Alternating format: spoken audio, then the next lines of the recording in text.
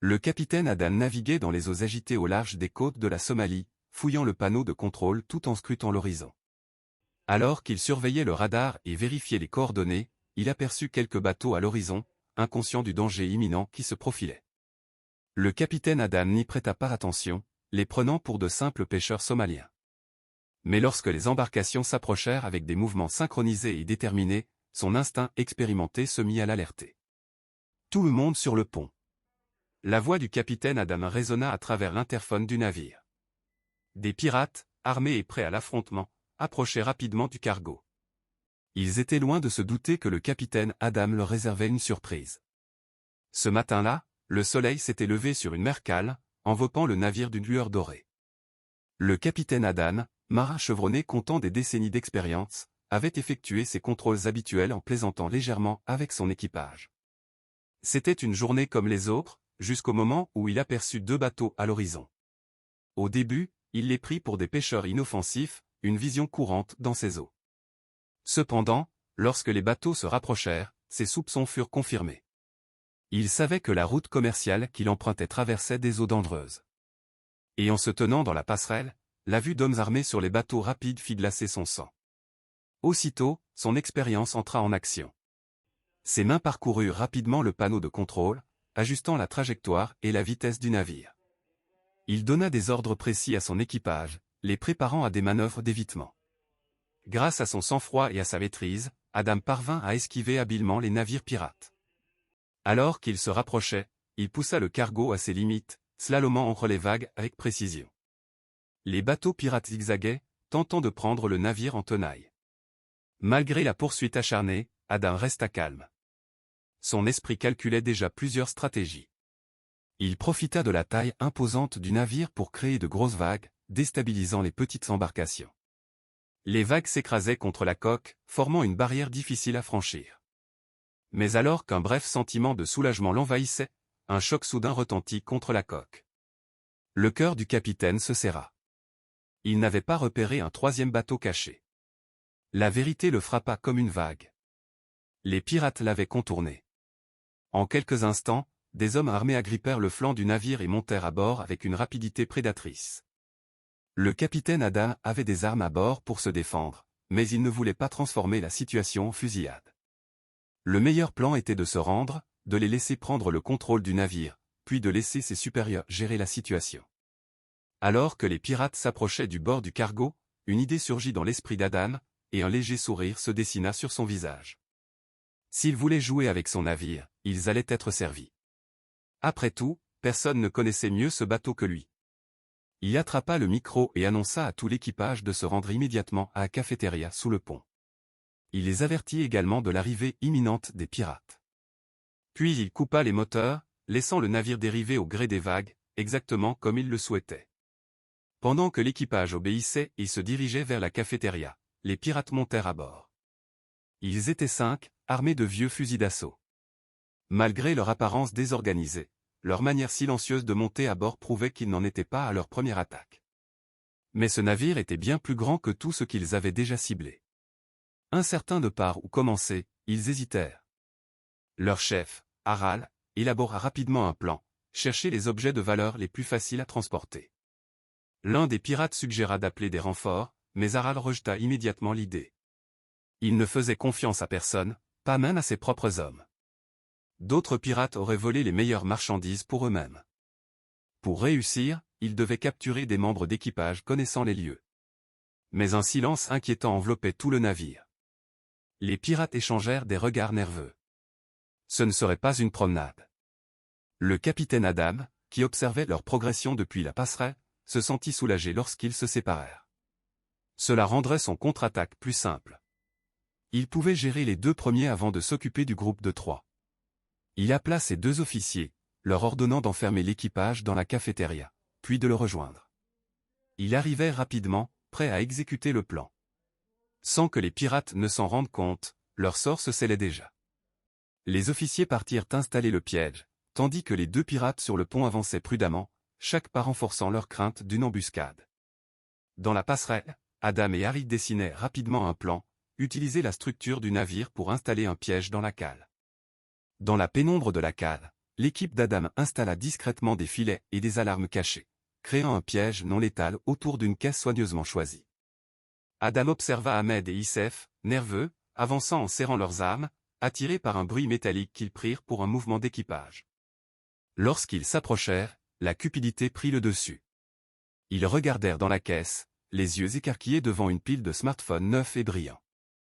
Ces gadgets coûteux leur promettaient une fortune bien au-delà de leurs rêves les plus fous. Cachés à l'abri des regards, Adam et son équipe observaient les pirates à travers une petite ouverture. Ils attendaient le moment parfait pour agir, préparant le piège avec un soin méticuleux. Les pirates, totalement absorbés par leur butin, devinrent de plus en plus aveugles au danger imminent. Leur prudence disparut dans l'excitation, les objets brillants troublant leur jugement. Leurs murmures résonnaient dans la soute, sans se douter qu'Adam et son équipage les écoutaient. Le capitaine Adan, immobile aux commandes du piège, surveillait chaque mouvement depuis son point d'observation. Occupés par les marchandises volées, les pirates ne remarquèrent pas les signes subtils du piège.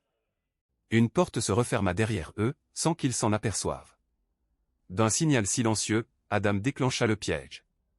Les portes de la caisse claquèrent, enfermant Ahmed et Youssef à l'intérieur. La célébration se transforma en panique lorsqu'ils réalisèrent qu'ils étaient piégés. L'équipe d'Adam poussa un soupir de soulagement, une menace neutralisée. Mais la mission était loin d'être terminée.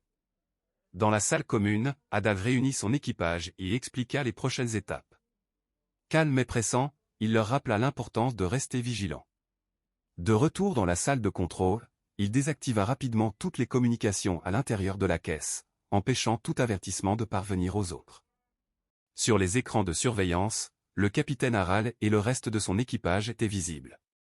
Leurs silhouettes granuleuses révélaient chacun de leurs mouvements. Adam les étudia attentivement, restant toujours un pas en avance. Rappelant de nouveau son équipe, il insista sur la nécessité du silence et de la discrétion. Chaque décision pouvait désormais signifier la vie ou la mort. Il prit la radio et contacta les gardes-côtes. La voix posée, il décrivit la situation, 2 pirates capturés, les autres encore actifs et armés. La ligne crépita tandis qu'il transmettait chaque détail crucial. Une fois le message envoyé, le silence retomba. Tous les regards restèrent fixés sur la radio, attendant une réponse. Bien qu'ils aient appelé à l'aide, Adam savait qu'il ne pouvait compter uniquement sur les renforts. Le navire se trouvait à plusieurs heures de la côte la plus proche, et tout pouvait arriver entre-temps. Bientôt, la radio grésilla. Les gardes-côtes répondirent, reconnaissant le danger et préparant une stratégie d'embarquement prudente.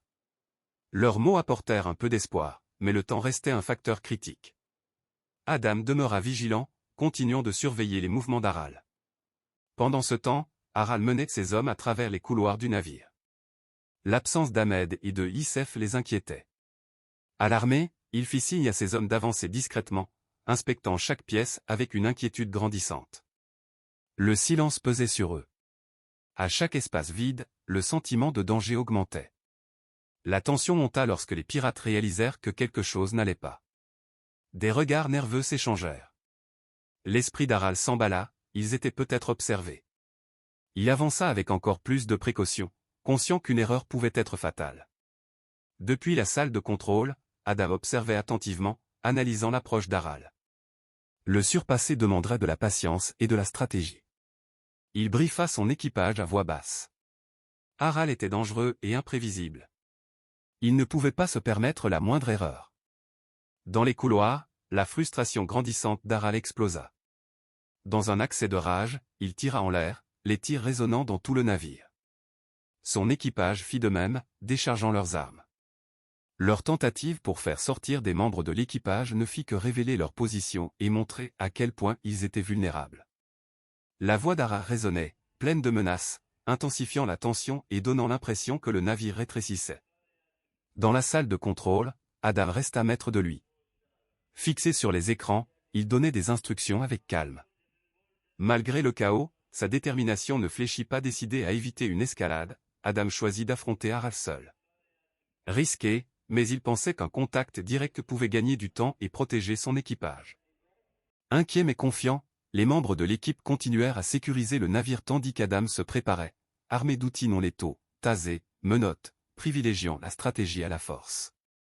S'avançant silencieusement vers la dernière position connue d'Harald, Adam progressait pas à pas. En tournant au coin d'un couloir, il se retrouva face à Harald et ses hommes. Les pirates levèrent leurs armes, mais Adam ne bougea pas voyant son assurance, les pirates hésitèrent. Harald observa Adam, méfiant mais intrigué. Dans un geste calculé, Adam proposa de les conduire jusqu'à la cargaison la plus précieuse du navire, dissimulant ses véritables intentions derrière un calme fin. Aveuglé par la cupidité, Harald accepta, avec prudence. Adam les guida à travers le labyrinthe de conteneurs, se rapprochant peu à peu de son piège. Ils arrivèrent finalement devant une caisse remplie de bijoux scintillants. Les pirates, hypnotisés, commencèrent à remplir leurs sacs. Le regard d'Harald glissa vers une autre caisse contenant des appareils électroniques de grande valeur. Alors qu'il se penchait, Adam passa à l'action. D'une poussée brutale, il le fit basculer dans un piège dissimulé. Instantanément, l'équipe d'Adam surgit de ses cachettes. Les autres pirates, totalement pris par surprise, n'eurent aucun temps pour réagir. L'intervention fut rapide et parfaitement synchronisée. En quelques minutes, tout le groupe fut capturé. Avec le pont sécurisé, Adam ordonna une inspection complète du navire pour éliminer tout risque. Ils vérifièrent chaque pièce, verrouillèrent les portes et confirmèrent que tout l'équipage était sain et sauf. Adam s'assura personnellement du bien-être de chacun, ramenant peu à peu le calme. Une fois certain que tout le monde était en sécurité, Adam retourna sur la passerelle. À l'horizon, le navire des gardes-côtes apparut, apportant un immense soulagement. Adam prépara le navire pour le transfert. Lorsque les gardes-côtes montèrent à bord, il les conduisit vers les pirates capturés, Harald compris, encore sous le choc. Avant leur extraction, Adam fit une demande solennelle aux officiers. Ces hommes ont commis des crimes. Mais beaucoup sont poussés par le désespoir et la pauvreté. Je vous demande de faire preuve d'un peu de clémence. Les officiers acquiescèrent, sensibles à ces mots, et commencèrent leur débriefing. Ils félicitèrent l'équipage pour son courage et son ingéniosité dans la gestion de cette crise dangereuse. Une fois les pirates transférés et la menace éliminée, le navire reprit sa route. Un nouveau sentiment d'unité et de force tranquille s'installa parmi Adam et son équipage, forgé par l'épreuve qu'ils venaient de surmonter.